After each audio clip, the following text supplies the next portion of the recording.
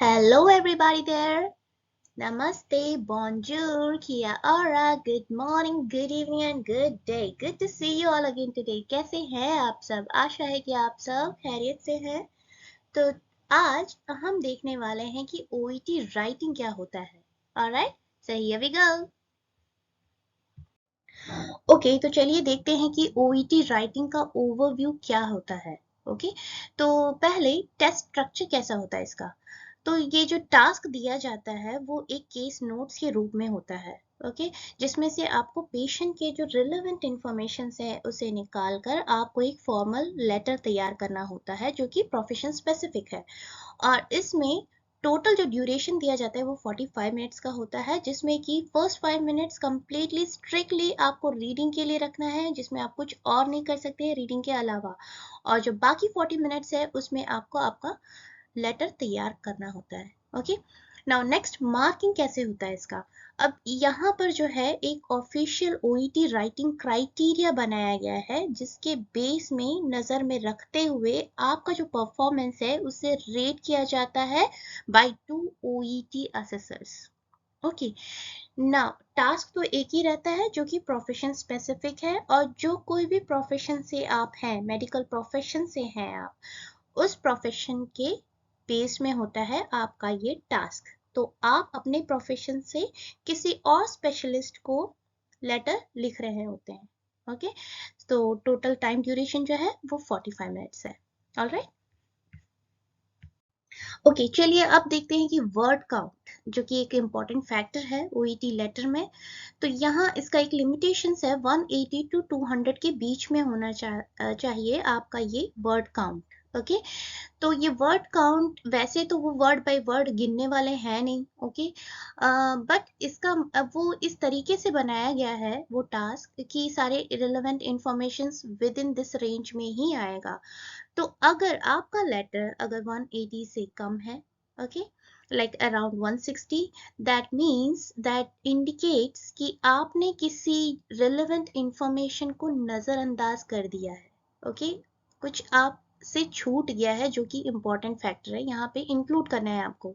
Okay वैसे ही अगर आपका वर्ड काउंट अगर 200 से ऊपर चला गया है, लगभग एक 240 के अराउंड आ गया है, ओके दैट मीन्स जो बिल्कुल इम्पॉर्टेंट नहीं है वो इंफॉर्मेशंस को आप ऑलरेडी इंक्लूड कर चुके हैं।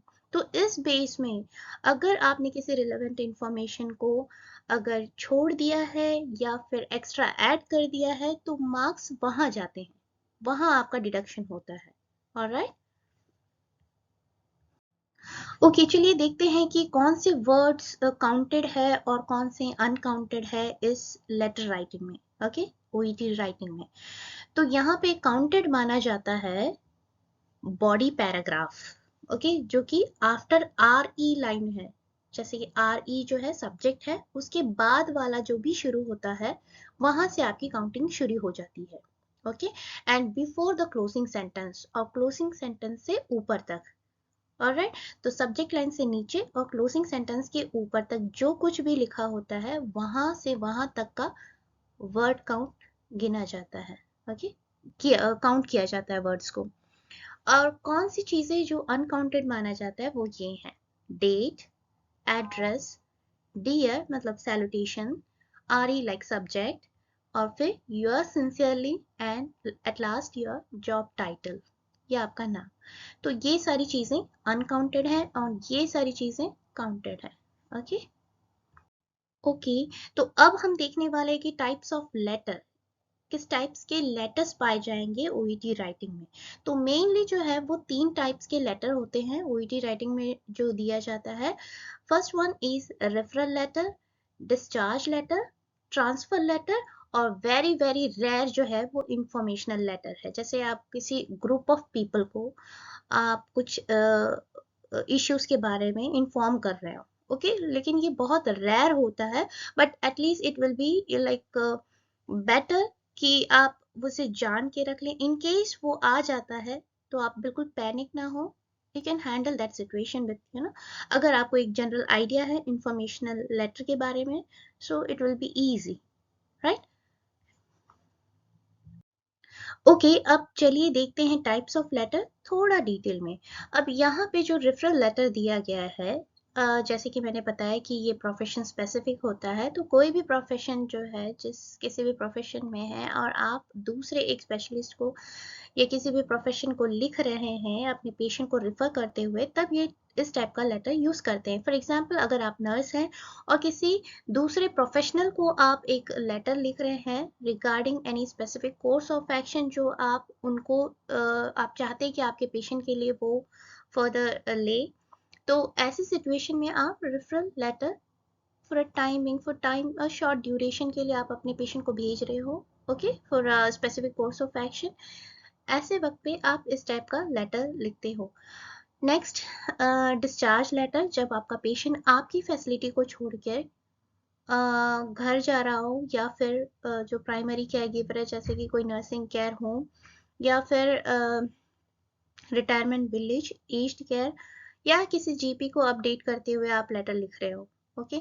तो यहाँ पर आप क्या करते हो, जो भी रेस्पॉन्सिबिलिटीज है जो कंटिन्यू केयर करना है, ओके, कंटिन्यूटी ऑफ केयर के लिए आप हैंड ओवर कर रहे होते हो। तो after being released from the facility, okay, and यहाँ पर जो एड्रेसी है आप जिनको भी लिख रहे हो, तो यहाँ पे अक्सर आप ये पेशेंट की जो हिस्ट्रीज हैं वो आप बिल्कुल इंक्लूड नहीं करोगे, क्योंकि वो ऑलरेडी पेशेंट के बारे में सब जानते हैं। तो from day 1 till your discharge, जो कुछ भी पेशेंट के साथ हुआ, क्या क्या ट्रीटमेंट आपने दिया, जो कुछ भी हुआ, वो आप अपडेट करते हुए इनको लेटर लिख रहे होते हो, एक फॉर्मल लेटर लिख रहे होते हो, दैट्स इट। आपको कुछ भी उनकी बैकग्राउंड इंफॉर्मेशंस के बारे में नहीं लिखना है, नहीं इंक्लूड करना है, जो कि इररिलेवेंट माना जाएगा, ओके। नेक्स्ट जो है वो ट्रांसफर लेटर कहलाता है।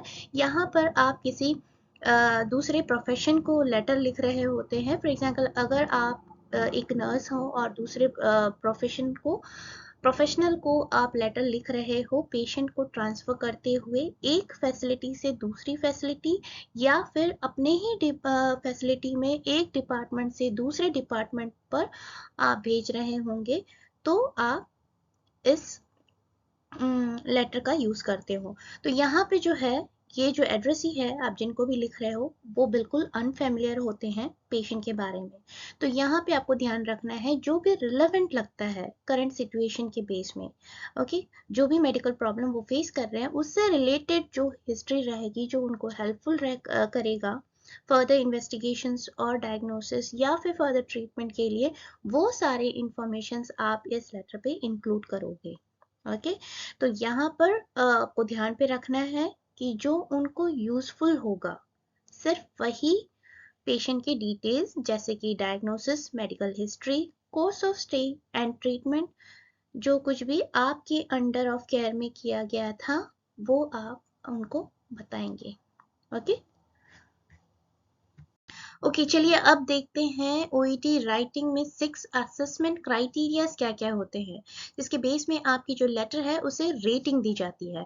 तो सबसे पहले purpose, content, language, genre and style, organization and layout, conciseness and clarity. अब देखते हैं वन बाय वन की क्या है, ओके।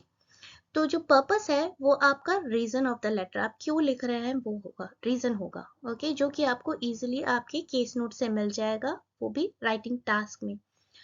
तो उसको आपको शुरू में ही बताना है ताकि रीडर क्लियर हो जाए कि आप क्यों लिख रहे हो लेटर, ओके। आपके इंट्रोडक्शन से ही आप स्टार्ट करेंगे उसको मेंशन करते हुए, और आपकी जो बॉडी पैराग्राफ है उसमें आपको सफिशिएंटली उसे एक्सपैंड करते हुए लिखना होगा, ओके। नेक्स्ट जो है कंटेंट, कंटेंट में आपको सारे रिलेवेंट इंफॉर्मेशंस आपको केस नोट से निकालना है और उसको एक्यूरेटली समझ आए ऐसे प्रेजेंट करना है रीडर को अपनी लेटर द्वारा, ओके।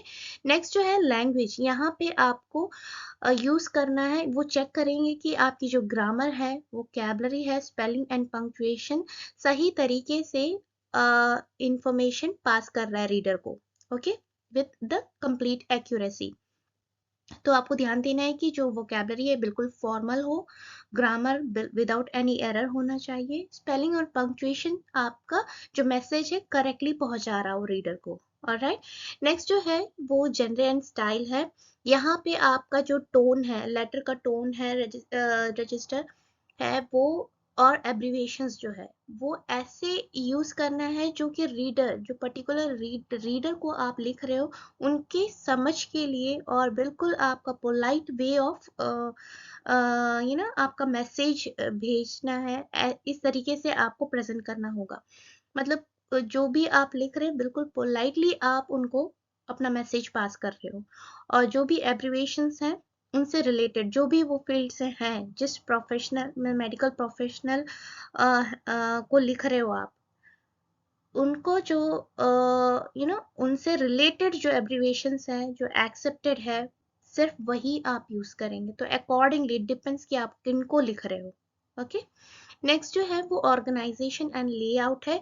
यहाँ पे आपको जो लेटर है प्रायोरिटी बेस्ड, मतलब आपको अरेंज करना होगा, ऑर्गेनाइज करना होगा, उसके हिसाब से आपको अपना लेटर लेआउट करना होगा पेपर में। ओके। या कंप्यूटर में, आप जिस तरीके से भी एग्जाम लिखना चाह रहे हैं उस तरीके से आप लेआउट करेंगे। नेक्स्ट जो है कंसाइसनेस एंड क्लैरिटी। यहाँ पर आपकी जो लेटर है बिल्कुल सारे इररिलेवेंट इंफॉर्मेशन को आप एलिमिनेट करते हुए जो भी सिर्फ ज़रूरत है, और आपकी बात को, जो भी मैसेज आप देना चाहते हैं उसको एक समरी की तरह, ओके, मतलब बिल्कुल ब्रीफ करते हुए आप रीडर को लिख रहे होंगे। तो यहाँ पे क्या होना चाहिए, आपकी जो सेंटेंस है बिल्कुल इंटरकनेक्टेड होनी चाहिए, और जब वो रीडर आपकी लेटर को पढ़ेंगे तो it should feel like a story, story की तरह आप उनको लगना चाहिए। बिल्कुल ब्रीफ, समरी, और बिल्कुल क्लियर। ओके। ओके, अब हम देखेंगे कि ओईटी राइटिंग की जो ऑर्गेनाइजेशन एंड लेआउट कैसे होता है। ओके, मतलब फॉर्मेट कैसे होता है।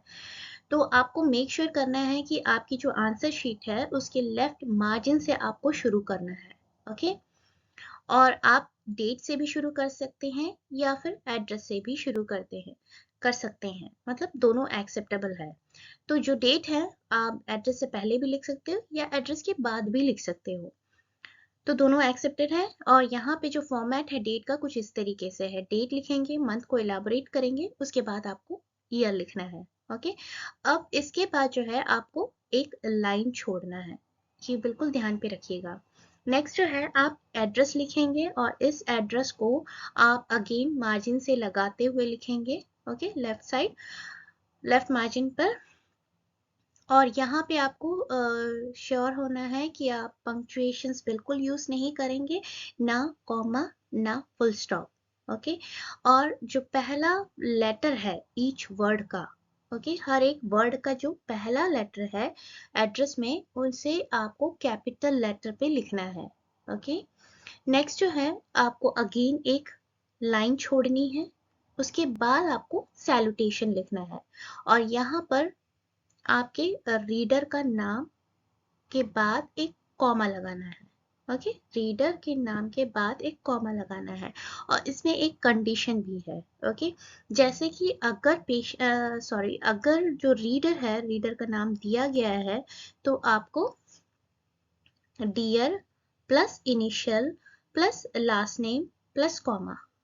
ओके, ये है इसका फॉर्मेट। तो आप पहले लिखेंगे डियर, उसके बाद मिस, मिस्टर, मिसेस, जो भी दिया गया है वो आप लिखेंगे। अगर नहीं दिया गया है तो आप उसे लगाएंगे इनिशियल। ओके, मेल है फीमेल है उसके तरीके से आपको ये इनिशियल लगाना है नाम से पहले, और मेक श्योर कि आप लास्ट नेम यूज कर रहे हैं instead of first name. Okay, उसके बाद आपको कॉमा लगाना है। अब दूसरा कंडीशन ये है कि अगर नाम नहीं दिया गया रीडर का, तो आपको क्या करना है, आपको फॉर एग्जांपल अगर आप किसी डॉक्टर को लिख रहे हैं तो फिर आप लिखेंगे डियर डॉक्टर। ओके। अगर आप किसी नर्स को लिख रहे हैं तो डियर नर्स, अगर सेम लेवल की नर्स होगी तो। अगर जो डेसिग्नेशन है वो आपसे ऊपर है तो आपको सर और मैडम यूज करना है, या फिर कोई भी प्रोफेशन है अदर देन दीज टू, आपको नाम नहीं दिया गया है और आप ये यूज करेंगे डियर सर और मैडम, कॉमा। कॉमा बिल्कुल नहीं भूलना है क्योंकि ये आपके लेटर का फर्स्ट कॉमा है। ओके। नाउ अगेन आपको एक लाइन छोड़नी है। ओके, नेक्स्ट जो है रेफरेंस, यहाँ पर आप अपने पेशेंट का नाम और एज लिखेंगे। ओके, नाम फुल होगा, you have to use the patient's full name and age। तो एज है, जैसे फॉर एग्जांपल एज नहीं दिया गया है, DOB दिया गया है, तो आपको क्या करना है, DOB आप लिखेंगे। फॉर एग्जांपल दोनों दिया गया है, ओके, तो आप हमेशा DOB लिखिए to be on safe side. Okay, अब एग्जांपल देखते हैं कि कैसे लिखेंगे आप। तो RE लिखेंगे, ये सब्जेक्ट है, फुल कॉलम, उसके बाद मिस आप इनिशियल लगाएंगे based on like gender, miss Natalie Davidson, okay, comma, then aged 43। Okay, ये एक फॉर्मेट है। और अगर DOB है तो फिर ऐसे लिख सकते हैं, miss Julia Roberts, comma, DOB full colon 27 अक्टूबर 1979। ओके, अगेन उसके बाद आपको एक लाइन छोड़नी है। ऑलराइट, ओके, तो एक लाइन छोड़ने के बाद आपको फर्स्ट पैराग्राफ लिखना है, जो कि आपका इंट्रोडक्शन है। ओके, उसके बाद आपका नेक्स्ट पैराग्राफ आएगा। ओके, अगेन आपको जो पहला इंट्रोडक्शन के बाद एक लाइन छोड़नी है, उसके बाद आपको सेकंड बॉडी पैराग्राफ लिखना है, उसके बाद अगेन एक लाइन छोड़नी है, फिर आपको थर्ड बॉडी पैराग्राफ लिखना है। तो जितना भी पैराग्राफ है उसके बाद उसके बीच में आपको एक लाइन छोड़नी होगी। ओके, उसे सेपरेट करते हुए। और आपको जब भी आप बॉडी पैराग्राफ लिख रहे हो तो आपको बीच से शुरू नहीं करना है, एज यूजुअल आपको लेफ्ट मार्जिन से ही स्टार्ट करना है। ओके, पैराग्राफ शुरू करते वक्त। नाउ नेक्स्ट जो है क्लोजिंग सेंटेंस, यहाँ पे आप यूज करेंगे योर्स सिंसियरली और योर्स फेथफुली, और ये होगा आपका लास्ट कॉमा हियर। ओके, तो अगर जैसे एग्जाम्पल जो Y जो है वो कैपिटल होगा, योर्स सिंसियरली S जो है वो स्मॉल रहेगा। Okay, then comma. अब ये योर सिंसियरली आप लिखेंगे जब आपको रीडर का नाम एड्रेस में दिया गया है। For example miss neatly Davidson. Okay, और जैसे कि अगर रीडर का नाम नहीं दिया गया है आपके एड्रेस में तो आपको लिखना है yours faithfully, F is small here, Y is capital here. Okay, so आपको क्या लिखना है, जैसे कि आपको रीडर का नाम नहीं दिया गया है एड्रेस में, for example community health nurse, physiotherapist, dietitian, okay, neurologist, अगर कोई भी ऐसे सिर्फ डेसिग्नेशन दिया गया है, आपको नाम नहीं दिया गया है, तो आप क्लोजिंग सेंटेंस में ऐसे लिखेंगे, फेथफुली या सिंसियरली जब नाम दिया गया है। ओके, तो बी केयरफुल। तो नेक्स्ट जो है आपको अगेन एक लाइन छोड़नी है। ओके, एंड देन आपको राइटर्स नेम लिखना है। ओके, अगर दिया गया है तो, अगर नहीं दिया गया है तो आप जस्ट ये लाइन छोड़ेंगे। ओके, उसके बाद डायरेक्टली आप डेसिग्नेशन पे आ रहे हैं। और अगर आपको नाम दिया गया है तो आपको यहाँ पे लाइन छोड़ने की ज़रूरत नहीं है। योर्स फेथफुली या सिंसियरली के बाद डायरेक्ट आप नाम लिख रहे हैं और डेसिग्नेशन लिख रहे हैं। अगर नाम नहीं दिया गया है तो आप योर्स फेथफुली के बाद आप एक लाइन छोड़ रहे हैं और उसके बाद आप डेसिग्नेशन लिख के अपना लेटर कंप्लीट कर रहे हैं। ऑलराइट, ओके, अब हम देखेंगे कि कुछ बातें जो हमें ध्यान पे रखनी है जब भी हम नाम लिख रहे होंगे OET लेटर में। ओके, तो सबसे पहले हम लिखते हैं रीडर का नाम। ओके, तो फॉर एग्जांपल अगर रीडर आपका मेल पर्सन है और आपके केस नोट्स में नाम दिया गया है जॉन रॉबर्टसन, ओके, और पहली बार जब आप लेटर में नाम लिख रहे होंगे तो वो एड्रेस पे होता है।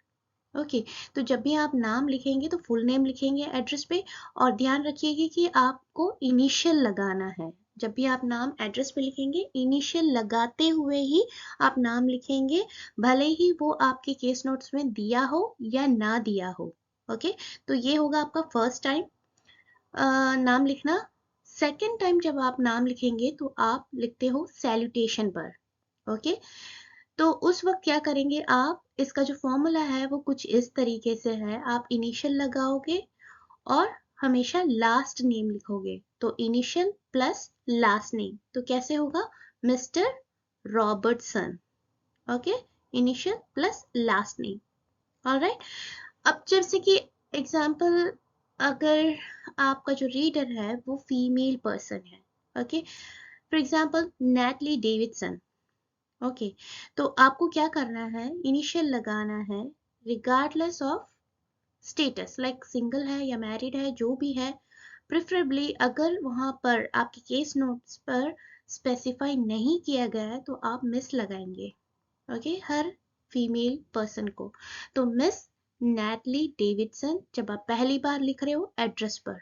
ऑलराइट, सेकेंड टाइम आप सैल्यूटेशन में कैसे लिखोगे, सेम फॉर्मूला यहाँ भी एप्लीकेबल होगा, मिस डेविडसन, तो miss plus last name. Okay, तो ये है तरीका जब आप नाम लिखते हो रीडर का। नेक्स्ट थिंग जो बात आपको ध्यान पे रखनी है अबाउट मिसेस। ओके, ये मिसेस तब लगता है जब ये ऑलरेडी स्पेसिफाई किया गया है केस नोट्स में, अगर नहीं दिया गया है तो आप सिर्फ मिस लगाएंगे, okay, even if the person is married. Okay, unless and until ये नहीं दिया गया है, स्पेसिफाई नहीं किया गया है, तो always go with miss, MS। Okay, okay, तो अब हम देखने वाले हैं कि अगर आपको पेशेंट का नाम लिखना होगा OET लेटर में तो आप कैसे लिखेंगे। ओके, तो लेट्स से कि अगर आपका जो पेशेंट है वो मेल पर्सन है, ऑलराइट, और आपकी जो केस नोट्स में दिया गया है जॉन पीटरसन नाम। ओके, और फर्स्ट टाइम जब आप लिखते हैं पेशेंट का नाम, वो आप लिखते हो सब्जेक्ट लाइन पर, मीन्स RE लाइन पर। ओके, तो जब आप पहली बार लिखेंगे तो आप फुल नेम लिखेंगे विथ द इनिशियल। ओके, भले ही वो आपके केस नोट में दिया हो या ना दिया हो, आपको लगाना है ये। Okay, and then second time, जो नेक्स्ट टाइम आप लिखते हैं वो सारे बॉडी पैराग्राफ पे लिखते हैं, तब आप क्या करेंगे, जैसे रीडर का नाम पे जो रूल एप्लीकेबल था वही आप यहाँ भी अप्लाई करेंगे, मिस्टर प्लस लास्ट नेम, तो कैसे होगा, मिस्टर पीटरसन। ऑलराइट, अब चलिए अब देखते हैं अगर पेशेंट जो है वो फीमेल पर्सन है तो कैसे होगा। फॉर एग्जाम्पल, जो केस नोट्स में नाम दिया गया है वो जूलिया रॉबर्ट्स है, तो आप फर्स्ट टाइम लिखेंगे सब्जेक्ट लाइन पर और आपको इनिशियल लगाना है अपनी तरफ से, मिस जूलिया रॉबर्ट्स होगा जब आप RE लाइन पे लिखोगे तो। Okay, full name, and again जब बॉडी पैराग्राफ पे आप यूज कर रहे हो तो ये रूल एप्लीकेबल होगा, miss Roberts. Okay, miss plus last name, and again Mrs, regarding Mrs आपको सेम फॉलो करना है यहाँ भी, अगर वो केस नोट्स में दिया गया है तो आप वही यूज करोगे, अगर कुछ भी नहीं दिया है तो आप रिगार्डलेस ऑफ द स्टेटस आप यूज करेंगे MS, मिस। ओके, ओके, चलिए देखते हैं अगर आपका पेशेंट जो है वो बिलो 16 ईयर्स है तो आपको कैसे लिखना है नाम। ओके, तो अगर मेल पर्सन है आपका पेशेंट बिलो 16 ईयर्स और जो आपके केस नोट्स में दिया गया है नाम है जैसन स्मिथ। ओके, और फर्स्ट टाइम जब आप लिखेंगे तो RE लाइन पे लिखेंगे, ओके, मतलब सब्जेक्ट लाइन पे लिखेंगे, तो आपको क्या करना है, मास्टर जैसन स्मिथ, आपको ये लगाना है एक्स्ट्रा। ओके, मास्टर, भले ही आपके केस नोट में दिया हो या ना दिया हो। ओके, और फिर जो नेक्स्ट बॉडी पैराग्राफ में है, नेक्स्ट टाइम जब आप लिखेंगे तो आप हमेशा पहला नाम लिखेंगे, फर्स्ट नेम लिखेंगे। ओके, तो ध्यान दीजिए यहाँ पे जब आप एडल्ट के लिए करते हैं तो लास्ट नेम लिखते हैं विद इनिशियल, और जब आप बिलो 16 करते हैं तो हमेशा फर्स्ट नेम लिखते हैं। ओके, अगर आपकी जो पेशेंट है वो फीमेल पर्सन है, ओके, और नाम दिया गया है केस नोट्स में रोज एंडरसन, ऑलराइट, और सब्जेक्ट लाइन में आप लिखेंगे मिस रोज, और मिस की स्पेलिंग कैसी है, MISS, बिलो 16 में आप मिस को ऐसे लिखेंगे। ओके, तो अगेन आप बॉडी पैराग्राफ पे जब यूज कर रहे हो तो फर्स्ट नेम यूज करोगे। ओके, पूरे कंप्लीट बॉडी पैराग्राफ में फिर रिपीटेडली जब भी आप यूज करोगे पेशेंट का नाम तो आपको फर्स्ट नेम यूज करना है। ओके, नेक्स्ट जो कंडीशन है, अगर आपका जो पेशेंट है वो बेबी है, ओके, लाइक 1 ईयर के अंदर है, तो आप कैसे करोगे? यूजुअली तो वो केस नोट्स में देते हैं, लाइक इन केस वो नहीं दिया गया है तो आप उन्हें रिफर करेंगे बेबी, ओके, बिलो 1 ईयर के अंदर अगर पेशेंट की एज होगी तो। ऑलराइट, ओके, चलिए आप देखते हैं इसका सैंपल। ओके, तो आपका लेटर का जो स्ट्रक्चर है कुछ इस तरीके से दिखेगा। ओके, जैसे कि आपने पहले डेट लिखा, उसके बाद आपने ये एड्रेस लिखा ऑफ द रीडर, मिस सूजन Williams, social worker, Prince Charles hospital, Brisbane. Okay, और जब आप सैल्यूटेशन देंगे तो आप ये इनिशियल यूज करेंगे, डियर मिस, और लास्ट नेम विलियम्स, कॉमा, आरी आप लिख रहे हैं सब्जेक्ट, तो आरी फुल कॉलन, ये आपकी पेशेंट का नाम, मिस्टर यानलिन मा, कॉमा, डीओबी फुल कॉलन 12 मार्च 1980। ओके, उसके बाद अगेन आप एक लाइन छोड़ रहे हैं, उसके बाद आप अपना इंट्रोडक्शन लिख रहे हैं, उसके बाद अगेन लाइन छोड़ रहे हैं, फिर आपका बॉडी पैराग्राफ लिख रहे हो, उसके बाद आपका नेक्स्ट बॉडी पैराग्राफ एक लाइन के बाद छोड़ने के बाद। ओके, उसके बाद आप लिखेंगे अपना क्लोजिंग सेंटेंस। ओके, क्योंकि यहाँ नाम दिया गया है रीडर का, तो आप योर्स सिंसियरली लिख रहे हैं। उसके बाद अगर नाम दिया गया है राइटर का तो आप यहाँ लिखेंगे, नहीं तो ऐसे लाइन एक छोड़ेंगे, उसके बाद डेसिग्नेशन ऑफ द राइटर लिखेंगे। ऑलराइट, ओके, अब हम देखेंगे कि जो फर्स्ट 5 मिनट्स है जो आपको रीडिंग के लिए दिया जाता है, ओके, एट द बिगिनिंग, तो उसे आप कैसे इफेक्टिवली यूज करें मैक्सिमम इंफॉर्मेशंस जो है, रिलेवेंट इंफॉर्मेशंस को एक्सट्रैक्ट करने के लिए। ओके, तो सबसे पहले आपको करना क्या है, आपका जो केस नोट्स दिया जाता है उसके नीचे आपको राइटिंग टास्क दिया होता है। ओके, तो वहां आपको सबसे पहले स्कैन करना है और आपको 3 चीजें वहां से निकालनी है कि आप ये लेटर क्यों लिख रहे हैं, किनको लिख रहे हैं, और किस टाइप का लेटर लिख रहे हैं।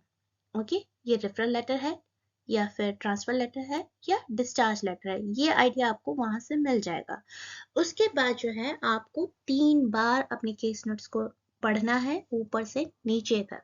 और जब पहली बार आप पढ़ेंगे तो आपको स्किम करनी है आपकी केस नोट्स को बहुत क्विकली, लाइक आपकी आंखों को घुमाते हुए जल्दी से उसके जो की फैक्ट्स हैं पेशेंट के बारे में वो आपको पता लगाना है, जैसे कि मेडिकल कंडीशंस हो गया, करंट स्टेटस हो गया। ओके, वो सब आपको वहां से निकालना है जब फर्स्ट टाइम आप पढ़ेंगे।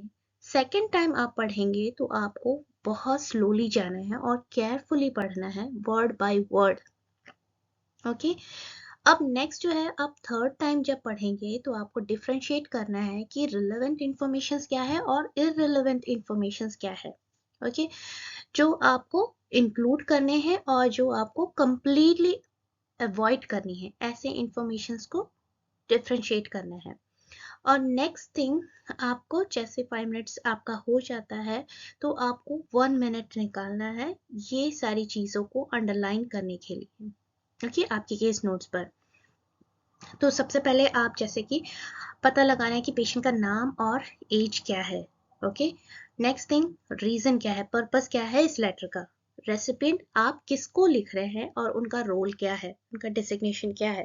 ओके, और आप क्या रिक्वेस्ट करना चाहते हैं उनसे, डेट ऑफ एडमिशन क्या है, एडमिशन कंडीशन क्या था, और डेट ऑफ डिस्चार्ज क्या है, डिस्चार्ज, ट्रांसफर या रेफरल कंडीशन क्या है, मतलब करंट स्टेटस क्या है, और ये पेशेंट का डायग्नोसिस हो चुका है या नहीं हुआ है।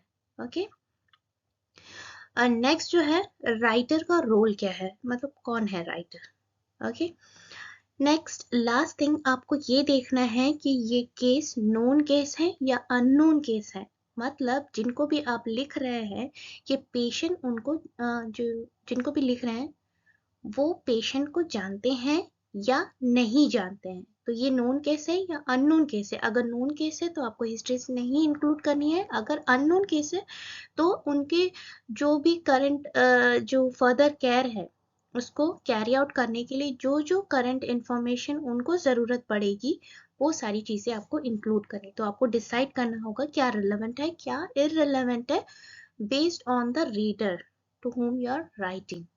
Okay, alright. तो ये था एक basic very brief information about ये राइटिंग टास्क। अगर आपको यहाँ पर कोई भी डाउट्स या कोई पॉइंट जो आपको क्लियर नहीं हुआ या आप चाहते हैं कि वो रिपीट हो या फिर कुछ एक्स्ट्रा इंफॉर्मेशन चाहते हैं तो please let me know. Okay, ये उतना टफ नहीं है जितना दिखने में लगता है। With the practice you can achieve your desired score. Okay, इतना मुश्किल नहीं है, ओनली आपको पैटर्न समझना है and with the practice it will become very very easy. Okay, तो आई होप कि ये वीडियो आपको पसंद आया होगा। अगर आया होगा तो please don't forget to like share and subscribe. With that said, this is your Jenny S signing off. See you in my next video. Bye for now.